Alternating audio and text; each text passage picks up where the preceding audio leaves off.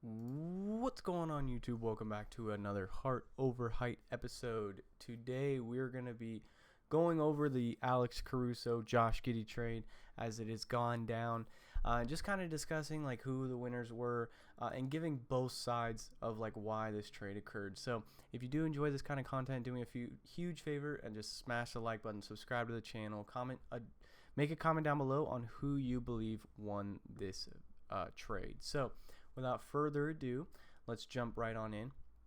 So it's just a straight up 1-for-1. Chicago is sending Alex Caruso over to the Thunder for Josh Giddey. Now, my first initial reaction, I was like, all right, the Thunder instantly just finessed the Bulls because like the Bulls, they're kind of in this awkward spot where they're trying to win now, but they've got this roster built that just has been crumbling time after time after time. Now, a lot of that has to do with the fact that Lonzo Ball hasn't been playing a whole lot. He hasn't touched the court, honestly. We see videos of him practicing here and there, and then it's just he might play this next season. He might play this next season kind of thing. Even like obviously the whole thing with Stephen A. Smith came out about him and whether he's going to play or not. It's just, I don't see the Bulls looking at Lonzo Ball as part of their future, which is why they went ahead and made this deal.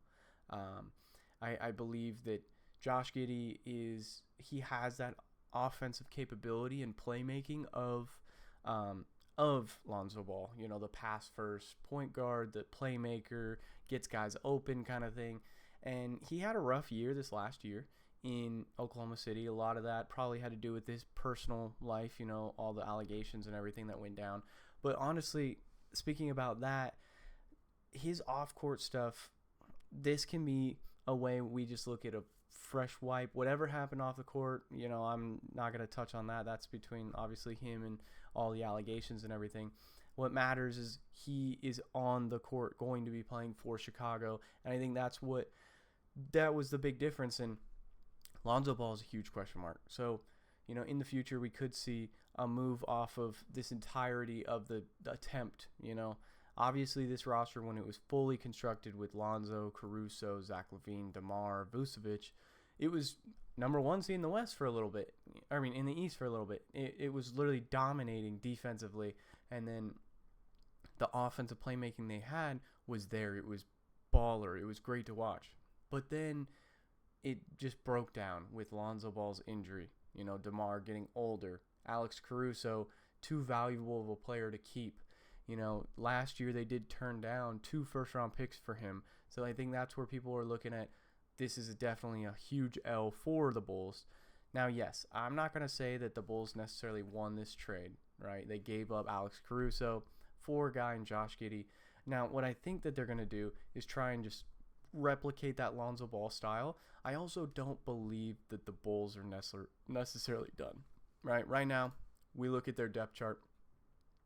They have Josh Giddey, Kobe White, Zach LaVine, DeMar, and Vucevic. I'm most likely thinking Zach LaVine and DeMar are gone. Now, one thing that you did lose when getting rid of a guy like Alex Caruso is pairing him with a guy like Zach LaVine, because a lot of people are seeing Zach as a bit of a salary dump. Whether that is just dumping him off to a roster because he makes so much money compared to the style of play that he's putting out. Do I agree with that? I mean, not necessarily. I think he's a solid third option on a good championship contending team, third to fourth option kind of guy. Honestly, I feel like Zach LaVine would be fantastic off the bench because he could just go and do whatever he wants against second units, and I think he would dominate against guys like that. So if he were to go to a squad like Philly, come off that bench for them, and then go ahead and dominate. And same thing with DeMar. I think DeMar is in the same exact boat where both of them in their prime were phenomenal players, clearly, but now that they've aged, and then Zach LaVine with his injuries and such, they've definitely diminished compared to what they used to be at one point. That's where they get the term salary dump.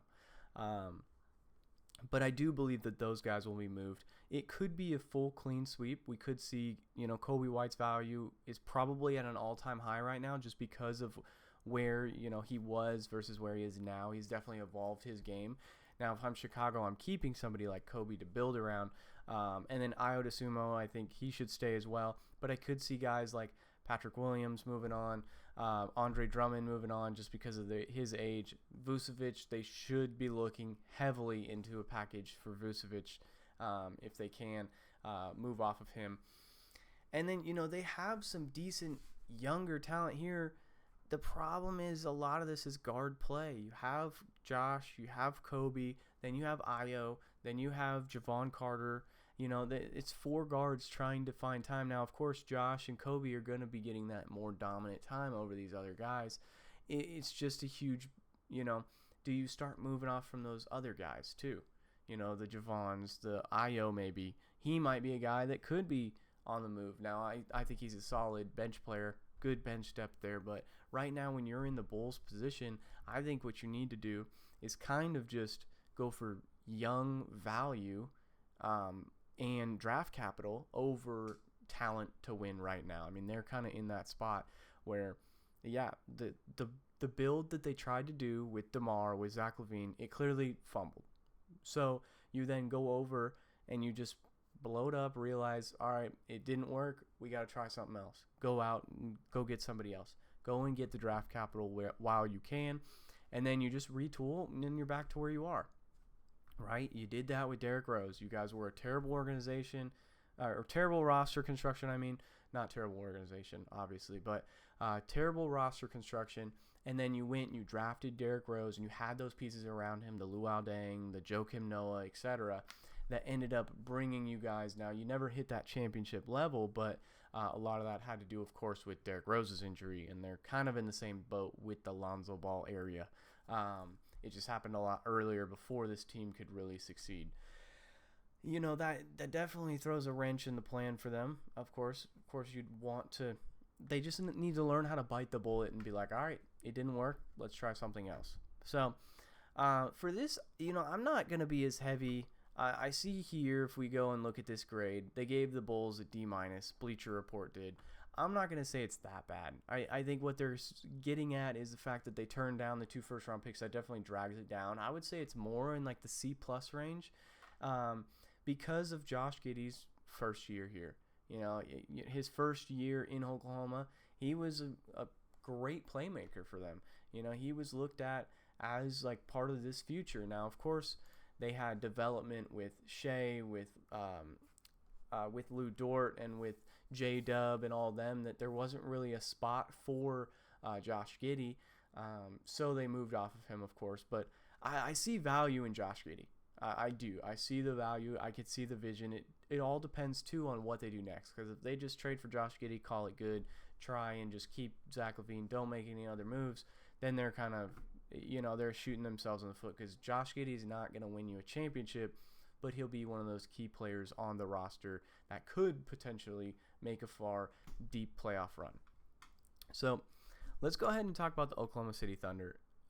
I will give them the win on this trade. I think, of course, you can't go wrong with saying that the Thunder didn't win this trade. I mean, you brought in an all defensive caliber player.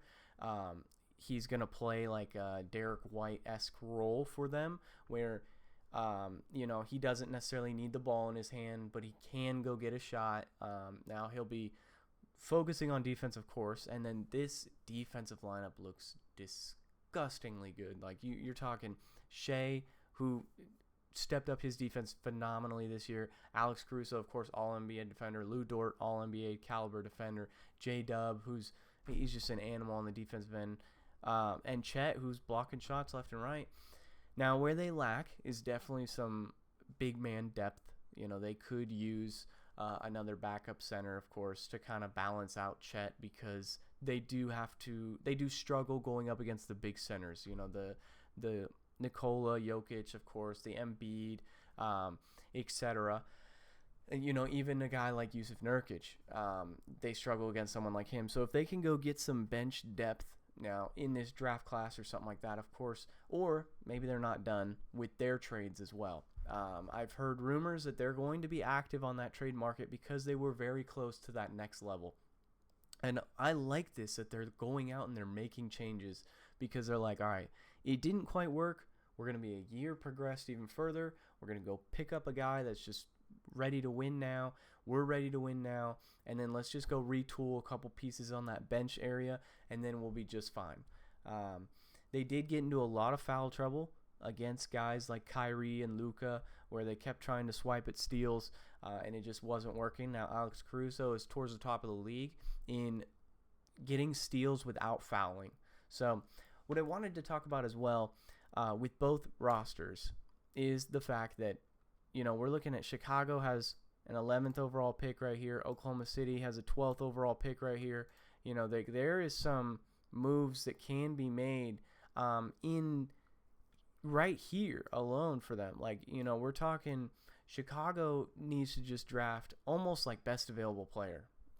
One of these guys that's sliding. I've heard rumors that Rob Dillingham is sliding.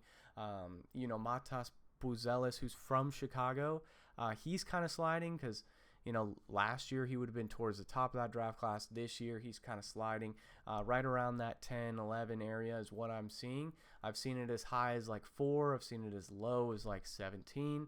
And then same thing with Oklahoma City. I think Sam Presti is doing a phenomenal job with them. I think he is just crushing it, and I don't believe that they're done. I believe that there are more moves for both rosters. I think that both of these rosters are not done with Zach LaVine being on the market, DeMar being on the market. Andre Drummond, I would assume, would be someone that could be on the market if they're looking to just blow it up kind of thing. And then for the Thunder, looking to just get some of that bench depth towards the center power forward area. They're not too far off. Of course, they made a deep playoff run this year, but they're a couple pieces away, tooling-wise. Not full rebuild-wise, of course, but retooling-wise. And that's what I liked about this trade was you had two teams that are on opposite ends of the spectrum. You had Oklahoma City, who they have all this young talent. They have the winning mentality. They want to win now. They've proven that they can win a little bit, and they have the draft capital.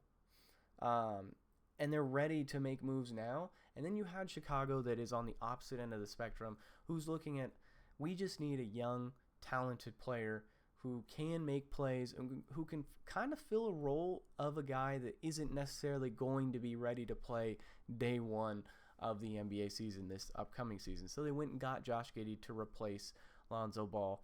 Whether or not Lonzo is in their future, we don't know, of course.